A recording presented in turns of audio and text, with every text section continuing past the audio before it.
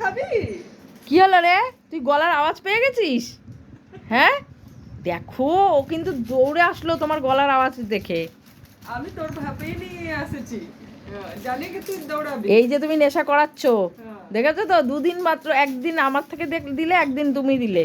ওর কিন্তু নেশা হয়ে গেছে 3 দিনে। তা ওইদিকে চল, ওইদিকে চল।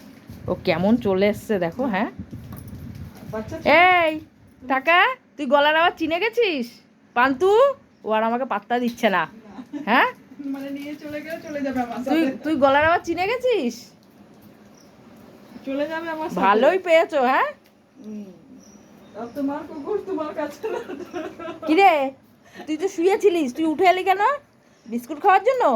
কত দের সে আওয়াজ পেয়েছে তো ও আমার। গলার আওয়াজটা পেয়ে বুঝতে পারছে যে কে। এই দেখো, সন্ধ্যা এনে দিয়ে গেছে। ওরই এখন তো বাজার, হ্যাঁ, কিন্তু ভালোই তো। কালকে ও উঠে আসেনি, তাই আমি বললাম থাক, উঠে যখন আসেনি তোমাকে ডেকে দিতে হবে না, রেখে দাও, ও যেদিন আসবে সেদিন আবার দেবে। না থাকুক।